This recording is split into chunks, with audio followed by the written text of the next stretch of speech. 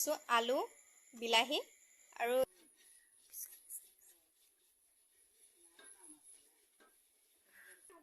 তুমি বলা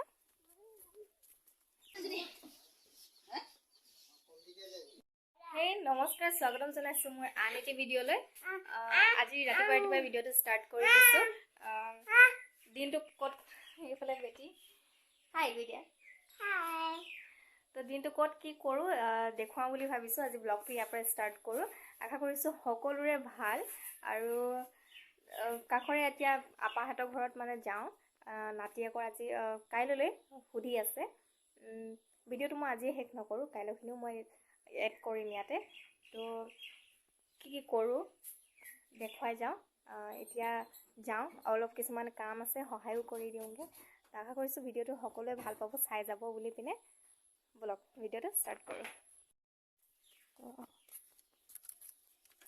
ব'লা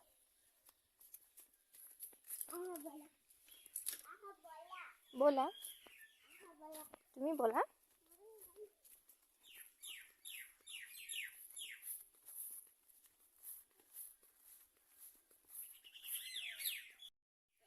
এইফালে আমাৰ পথাৰখিনি ধুনীয়া সেউজীয়া হৈ আছে দেখিবলৈ বৰ ভাল লাগিছে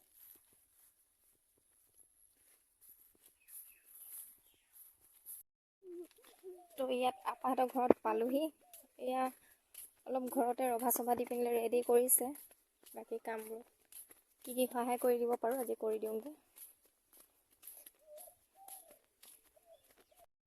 আৰু এয়া মোৰ ভতিজাটো যাৰ কাইলৈ সুধি আছে আৰু এনেদৰে তলতে শুৱাই থৈ দিছে কুচন পাৰি পিনে ওপৰত বিচনাবোৰ ইমানেই গৰম হৈ গৈছে গৰমৰ কাৰণে সিও নোহোৱা হৈ গৈছে তাৰপাছত এয়া মই আপাক চাউল বচাত সহায় কৰি দিছোঁ কাইলৈ যিহেতু যথেষ্ট কাম আছে সেইবাবে সৰু সুৰা যোনবোৰ কামত সহায় কৰি দিব পাৰোঁ কৰি দিছোঁ মই চাউল বচা শেষ কৰিলোঁ তাৰ পাছতে লাহেকৈ পেহী খুৰী সকলোবোৰ পালেহি যিহেতু সকলো ঘৰৰ ওচৰতে থাকে আৰু আমাৰ ইয়াত যিকোনো ক্ষেত্ৰতে সকাম নিকাম প্ৰায় পকা মিঠৈটো থাকেই বুলি ক'ব পাৰি আৰু পেহীয়ে এইফালে গুড় পগাই আছে তেতিয়ালৈকে আমি গোটেইবোৰ এনেদৰে বহি মেলি আড্ডা মাৰি আছোঁ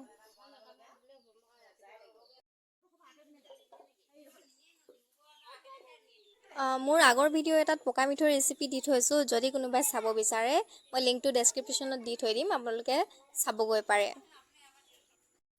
চবেই লাগি আছে মই এনেই থকা দেখি ভতিজাটোকে অলপ সময়ৰ কাৰণে লৈ লৈছিলোঁ আৰু কেমেৰা দি দিয়া মুখৰ আগত লৈ অনা লগালগ তাৰ ফেচটো কি এটা ৰিয়েকশ্যন দিছে মোৰ দেখি হাঁহি উঠি গৈছে আপোনালোকেও চাওকচোন কেনেকুৱা কৰিছে মোৰ মৰম লগাটো নহয়নে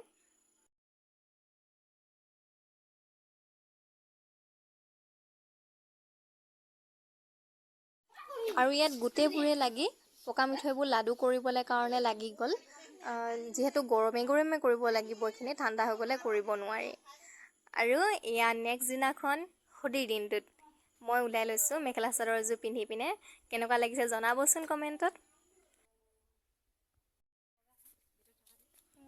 তাৰপাছত এয়া মা আৰু বেটীৰ লগত মই গ'লোঁ ঘৰৰ কাষতে যেতিয়া নেকি ইমান ওচৰত লাহে ধীৰে গৈছোঁ আগতীয়াকৈ গৈ লোৱা নাই মানুহ যিহেতু ভিৰ হৈ আছে আগবেলা সকামৰ নিয়মবোৰো হৈ আছিলে সেই গতিকে লাহে ধীৰে ওলাই গৈছোঁ আৰু গাড়ী একেবাৰে আমাৰ ঘৰৰ পদূলিৰ পৰা ভিৰ হৈ গৈ আছে আৰু এয়া বাহুদিৰ ভাত সাজ খায়েই মই লগালগ সোনকালে আহি দিলোঁ যিমানহে গৰম থাকিবই নোৱাৰিলোঁ ভাবিলোঁ যে ঘৰত আহি পিনে কিবা এটা চিম্পলকৈ বনাওঁ কিন্তু ফ্ৰিজত মাছ আছিলে হয় আৰু এদিনমান থকা হ'লে বেয়া হৈ গ'ল হ'লে একেবাৰে মাছকে বনাওঁ কিন্তু বইলকৈ আৰু কেনেকৈ বনালোঁ তাকে আপোনালোকৰ লগত ৰেচিপিটো শ্বেয়াৰ কৰোঁ বুলি লৈছোঁ এয়া কুকাৰত পানী দি লৈছোঁ একেবাৰে চিম্পল আৰু একেবাৰে সহজ বনাবলৈ কাৰণে খুব বেছি 10 মিনিটমানতে এইটো ৰেচিপি ৰেডি কৰি ল'ব পাৰি সেইবাবে ভাবিলোঁ আপোনালোকৰো কেতিয়াবা কামত দিব শ্বেয়াৰ কৰি দিওঁ বুলি তাৰপৰা এইফালে মই আলু বিলাহী এইখিলা হৈছে নেমু পাত দিলে এটা বহুত ধুনীয়া টেষ্ট আহে ফ্লেভাৰ এটা আহে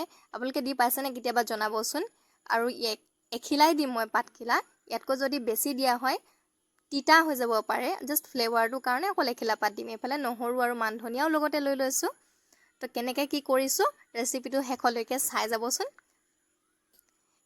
এয়া কুকাৰত মই পানী দি লৈছিলোঁ অলৰেডি তো এতিয়া মই ইয়াতে কাটি যোনখিনি থৈছিলোঁ আলুখিনি দি দিম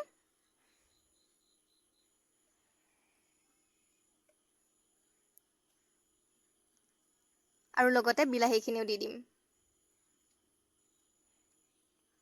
আৰু এই নেমু পাতখিলা এতিয়া কুকাৰৰ চিটি মাৰোঁতেই দি দিম মই ইয়াত। লগতে সোৱাদ অনুসৰি ইয়াত নিমখ দি দিছোঁ।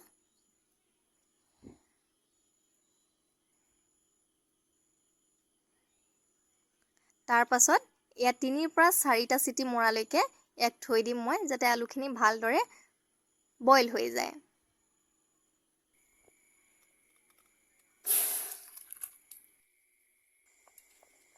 বইল হোৱা আলুখিনি মই এখন কেৰাহীত ট্ৰান্সফাৰ কৰি ল'লোঁ।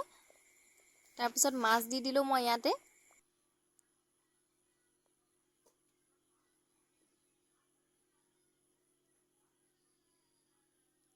লগতে ইয়াত আদা নহৰু পেষ্ট দি দিছোঁ মই।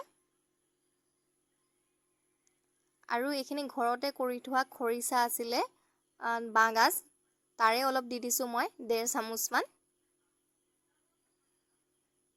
খৰিচাখিনিও বহুত ধুনীয়া এটা ফ্লেভাৰ আনে, খাবলৈ বৰ ভাল লাগে, অকণমান টেঙা টেঙা ভাৱটো আহে যিহেতু। আৰু পাছত মই ইয়াত আলুখিনি মেছ কৰি দিছোঁ, যাতে গ্ৰেভিটো অকণমান ডাঠ হওক।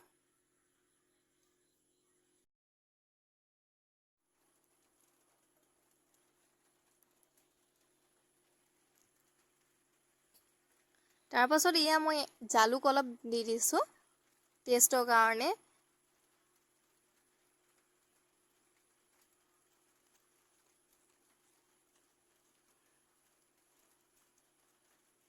আৰু একেবাৰে শেষত এয়া লৈছোঁ মই কৰ্ণফ্ল'ৰ। কৰ্ণফ্ল'ৰ মই লৈছোঁ 1.5 চামুচ। আৰু এই 1.5 চামুচত মই পানী দি পিনে ধুনীয়াকৈ গুলি ল'ম, যাতে গোটা গোটা হৈ নাথাকে, ভালদৰে গোটেইখিনি যাতে মিক্স হৈ যায়।